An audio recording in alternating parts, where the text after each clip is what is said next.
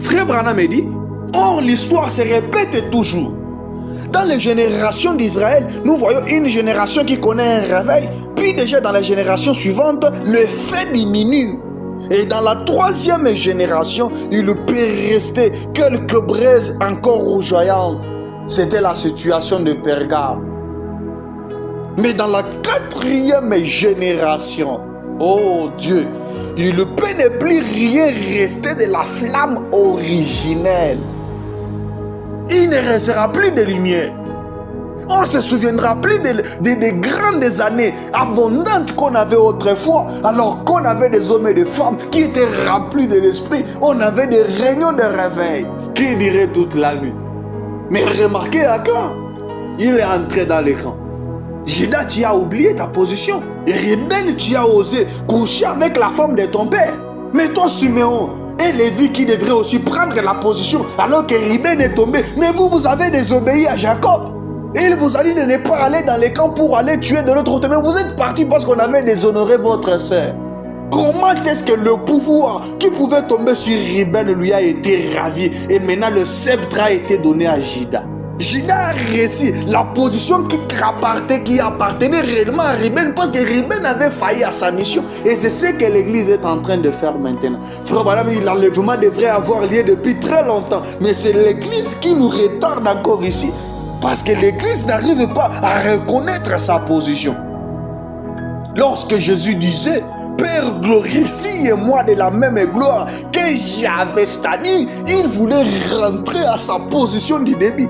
Et c'est la position là que l'église devrait rentrer. Si on rentre comme ça, oh cher Théophanie de l'autre côté, ne pouvez-vous pas projeter une vraie lumière sur nos âmes et que l'on puisse monter jusqu'à ce point-là où tu veux que nous puissions arriver, Seigneur? Frère Branham me dit, l'histoire se répète toujours. Mais lorsqu'on arrive dans la quatrième génération, la flamme originelle n'existe plus. Mais frère Branham continue, il dit, mais alors, malgré que la flamme s'est éteinte, alors Dieu rallume le feu. Gloire à Dieu. Et le même processus recommence encore. Merci Dieu. Oh, merci Père. On aurait encore le croyant parfait qui existait du temps de fer. C'était le véritable croyant de Béret. Ils examinaient la parole. Ils examinaient toutes choses. Joseph dit, dans Genèse 41, verset 28 jusqu'à 32, il dit comme ainsi, comme je viens de le dire à Pharaon, Dieu a fait connaître à Pharaon ce qui va arriver et ce qu'il va faire. Voici, il y aura 7 années de grande abondance dans tout le pays d'Égypte. 7 années de famine viendront après elles et l'on oubliera toute cette abondance au pays d'Égypte et la famine consumera le pays. Depuis l'âge de Phèse jusqu'à dans l'âge de Pergame, la parole a été, on a vraiment foulé ça aux pieds. La première parole qui a été apportée par l'ancien Paul, on avait commencé maintenant à ajouter maintenant des idées sur la parole de Dieu. Et lorsqu'on est arrivé dans l'âge de Pergame, le diable maintenant a commencé à prendre les gens qui étaient de sa synagogue, ils ont commencé à intégrer l'église. À la fin de cet âge de Pergame, remarquez qu'il y a eu maintenant un niveau de péché très élevé. Au point que quand on se retrouve dans la quatrième génération, qui est la génération de Thyatire, une femme a commencé à prêcher la parole de Dieu. Et les gens qui autrefois étaient de vrais combattants de la parole, ils se sont retrouvés à commencer à manger des viandes sacrifiées aux champs. Ils ont commencé à s'enivrer du vin de la femme prostituée.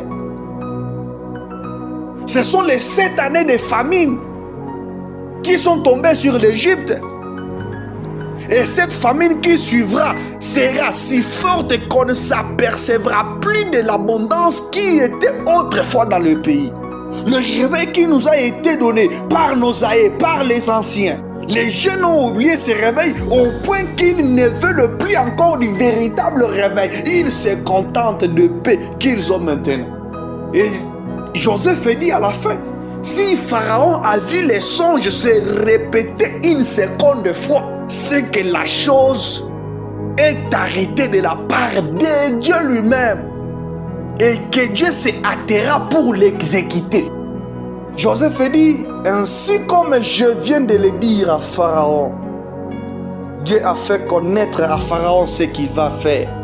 Maintenant que Pharaon choisisse un homme intelligent et sage, qu'il le mette à la tête du pays d'Égypte, et que Pharaon, cet homme-là ne sera pas seul, qu'il établisse des commissaires sur le pays pour lever un 5e des récoltes de l'Égypte pendant les 7 années d'abondance. Merci Seigneur. Que ces commissaires rassemblent tous les produits de ces bonnes années qui vont venir, qu'ils le fassent sous l'autorité du grand Pharaon, le grand Dieu puissant, des amas de blé, des approvisionnements dans les villes et qu'ils en aient la garde. Ces provisions seront en réserve pour le pays, pour les 7 années de famine qui arriveront dans le pays d'Égypte, afin que le pays ne soit pas consumé par la famine. Oh, souvenez-vous de l'enseignement sur les 7 sceaux, alors que ces cavaliers sortaient. Dieu lui a dit, ne touchez pas.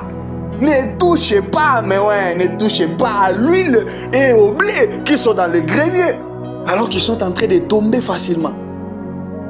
Des chrétiens qui n'ont pas de fondement. Mais Dieu du ciel a choisi un homme intelligent, William Branham, qui a décelé l'oracle du Dieu puissant Pharaon. Et Pharaon dit à la fin, mais qui prendra réellement cette position si ce n'est pas toi, Branham? Mais Branham ne sera pas seul. Branham dit, après toutes ces années, je me demande comment est-ce que les gens ne comprennent pas ce que je prêche. Merci Seigneur. Mais après mon départ, il y aura les jeunes gens qui comprendront ces choses. Ils seront dotés d'une capacité cérébrale spirituelle de manière qu'ils vont compliquer les grands docteurs. Et ces gens-là, ils vont emmagasiner la nourriture qui a été négligée tout au courant de cet âge de l'église. Parce que aujourd'hui, il y a le ténèbre partout maintenant. Ce fait-là que tu ressens, tu te dis, mais moi, je ne peux pas aborder la parole de cette manière-là. Il faut que j'aborde la manière comme ça. Frère Moses, je te parle toi en particulier, mais tu es une grande lampe, frère. Que ceux-là qui étaient encore à Zabylon, qui ne comprenaient pas qu'ils ont maintenant la mission de prendre à main tout ce qui a été laissé en suspense, afin de le répandre comme une grande lumière, qu'ils comprennent que ceux qui étaient restés comme ça, ils ont vu une grande lumière se lever et ils ont crié shalom. Ils ont chanté, ils ont dit gloire à Dieu. Merci Seigneur. C'est le moment maintenant de rallumer le feu. C'est ça le véritable jubilé.